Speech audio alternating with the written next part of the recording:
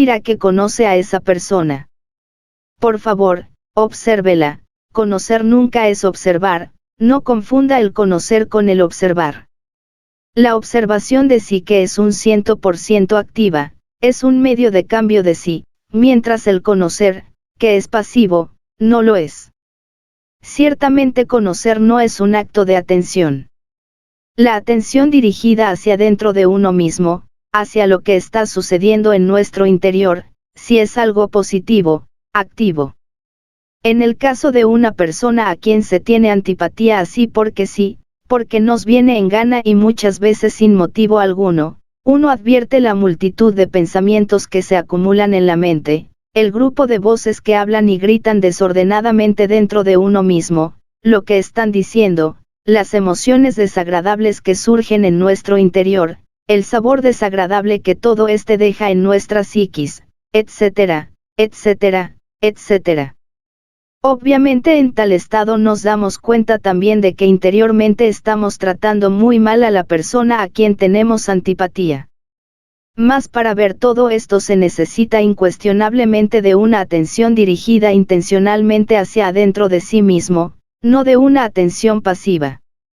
La atención dinámica proviene realmente del lado observante, mientras los pensamientos y las emociones pertenecen al lado observado. Todo esto nos hace comprender que el conocer es algo completamente pasivo y mecánico, en contraste evidente con la observación de sí que es un acto consciente. No queremos con esto decir que no exista la observación mecánica de sí, mas tal tipo de observación nada tiene que ver con la autoobservación psicológica a que nos estamos refiriendo. Pensar y observar resultan también muy diferentes. Cualquier sujeto puede darse el lujo de pensar sobre sí mismo todo lo que quiera, pero esto no quiere decir que se esté observando realmente. Necesitamos ver a los distintos yo's en acción, descubrirlos en nuestra psiquis, comprender que dentro de cada uno de ellos existe un porcentaje de nuestra propia conciencia, arrepentirnos de haberlos creado, etc. Entonces exclamaremos: ¿pero qué está haciendo este yo? ¿Qué está diciendo? ¿Qué es lo que quiere? ¿Por qué me atormenta con su lujuria, con su ira, etcétera, etcétera, etcétera? Entonces veremos dentro de sí mismos, todo ese tren de pensamientos, emociones, deseos, pasiones, comedias privadas, dramas personales, elaboradas mentiras, discursos, excusas, morbosidades, lechos de placer, cuadros de lascivia, etcétera, etcétera, etcétera.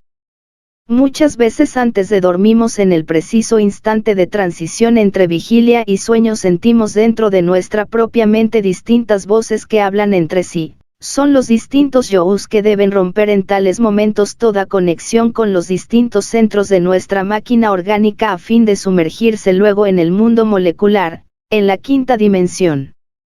Capítulo 22. La charla.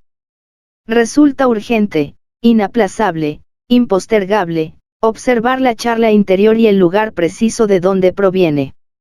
Incuestionablemente la charla interior equivocada es la causa causorum de muchos estados psíquicos inarmónicos y desagradables en el presente y también en el futuro.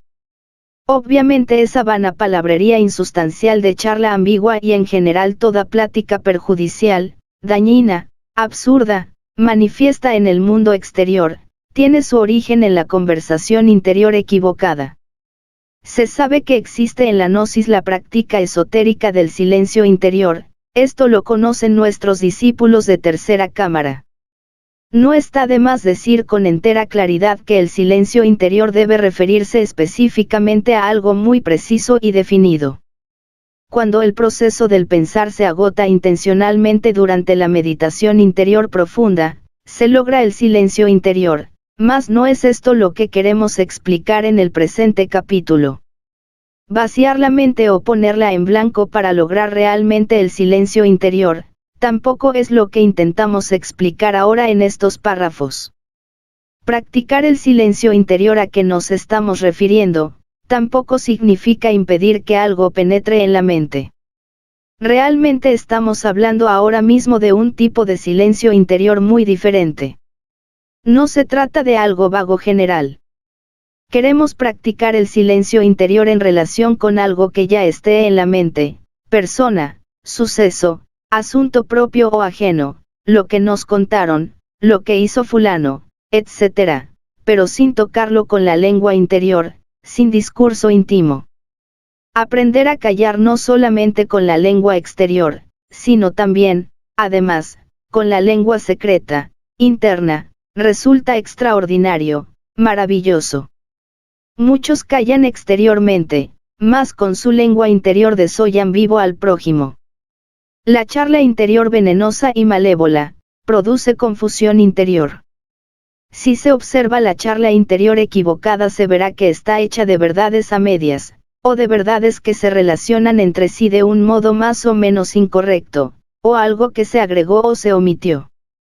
Desgraciadamente nuestra vida emocional se fundamenta exclusivamente en la autosimpatía.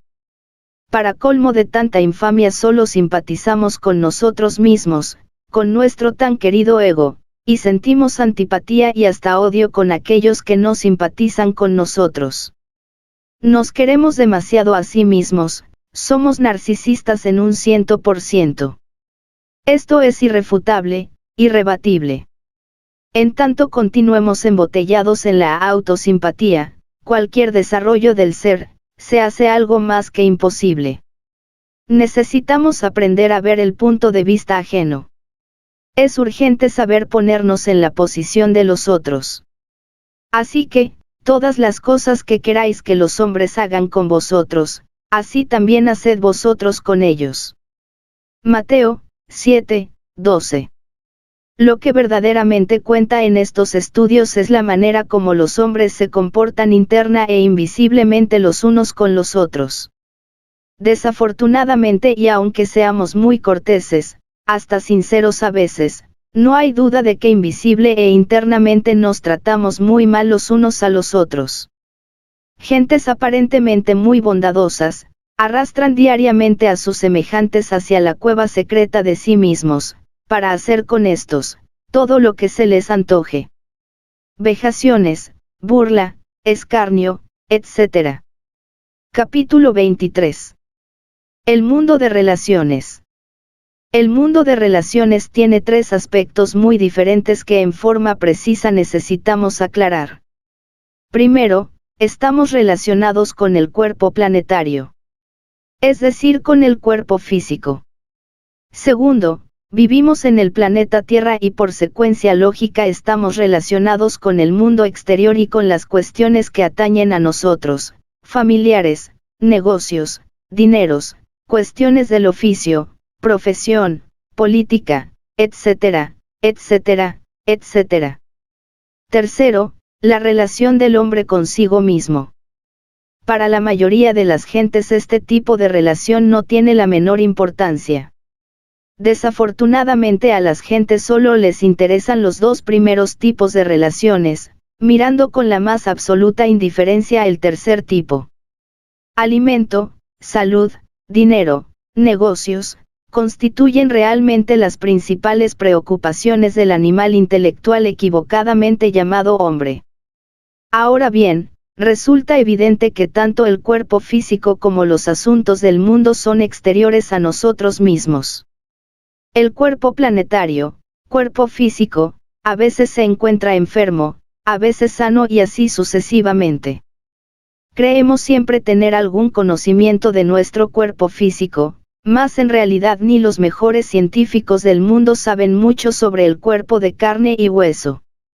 No hay duda de que el cuerpo físico, dada su tremenda y complicada organización, está ciertamente mucho más allá de nuestra comprensión. En lo que respecta al segundo tipo de relaciones, somos siempre víctimas de las circunstancias. Es lamentable que todavía no hayamos aprendido a originar conscientemente las circunstancias. Son muchas las gentes incapaces de adaptarse a nada o a nadie o tener éxito verdadero en la vida. Al pensar en sí mismos desde el ángulo del trabajo esotérico gnóstico, se hace urgente averiguar con cuál de estos tres tipos de relaciones estamos en falta. Puede suceder el caso concreto de que estemos equivocadamente relacionados con el cuerpo físico y a consecuencia de ello estemos enfermos. Puede suceder que estemos mal relacionados con el mundo exterior y como resultado tengamos conflictos, problemas económicos y sociales, etcétera, etcétera, etcétera. Puede que estemos mal relacionados consigo mismos y que secuencialmente suframos mucho por falta de iluminación interior. Obviamente, si la lámpara de nuestra recámara no se encuentra conectada a la instalación eléctrica, nuestro aposento estará en tinieblas. Quienes sufren por falta de iluminación interior, deben conectar su mente con los centros superiores de su ser. Incuestionablemente necesitamos establecer correctas relaciones no solo con nuestro cuerpo planetario, cuerpo físico, y con el mundo exterior, sino también con cada una de las partes de nuestro propio ser. Los enfermos pesimistas cansados de tantos médicos y medicinas, ya no desean curarse y los pacientes optimistas luchan por vivir. En el casino de Montecarlo muchos millonarios que perdieron su fortuna en el juego, se suicidaron. Millones de madres pobres trabajan para sostener a sus hijos. Son incontables los aspirantes deprimidos que por falta de poderes psíquicos y de iluminación íntima, han renunciado al trabajo esotérico sobre sí mismos. Pocos son los que saben aprovechar las adversidades. En tiempos de rigurosa tentación, abatimiento y desolación, uno debe apelar a la íntima recordación de sí mismo. En el fondo de cada uno de nos está la Tonantzin azteca, la Estela Maris, la Isis egipcia, Dios Madre, aguardándonos para sanar nuestro adolorido corazón. Cuando uno mismo se da el choque del recuerdo de sí, se produce realmente un cambio milagroso en todo el trabajo del cuerpo, de modo que las células reciben un alimento diferente. Capítulo XIV. La canción psicológica. Ha llegado el momento de reflexionar muy seriamente sobre eso que se llama consideración interna.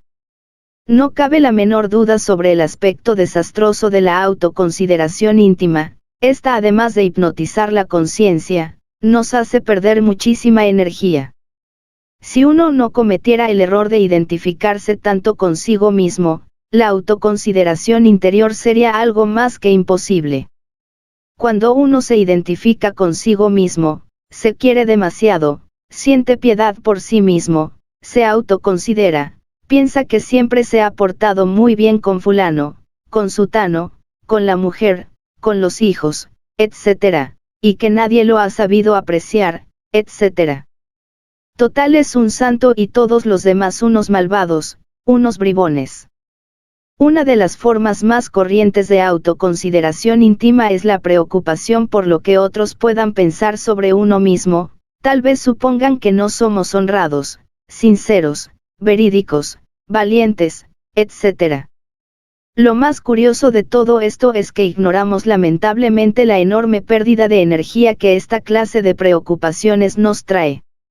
Muchas actitudes hostiles hacia ciertas personas que ningún mal nos han hecho, se debe precisamente a tales preocupaciones nacidas de la autoconsideración íntima. En estas circunstancias, queriéndose tanto a sí mismo, autoconsiderándose de este modo, es claro que el yo, o mejor dijéramos los yous, en vez de extinguirse se fortifican entonces espantosamente. Identificado uno consigo mismo se apiada mucho de su propia situación y hasta le da por hacer cuentas. Así es como piensa que fulano, que sutano, que el compadre, que la comadre, que el vecino, que el patrón, que el amigo, etcétera, etcétera, etcétera, no le han pagado como es debido a pesar de todas sus consabidas bondades, y embotellado en esto se vuelve insoportable y aburridor para todo el mundo. Con un sujeto así, prácticamente no se puede hablar porque cualquier conversación es seguro que va a parar a su librito de cuentas y a sus tan cacareados sufrimientos. Escrito está que en el trabajo esotérico gnóstico, solo es posible el crecimiento anímico mediante el perdón a los otros. Si alguien vive de instante en instante, de momento en momento, sufriendo por lo que le deben, por lo que le hicieron, por las amarguras que le causaron, siempre con su misma canción, nada podrá crecer en su interior.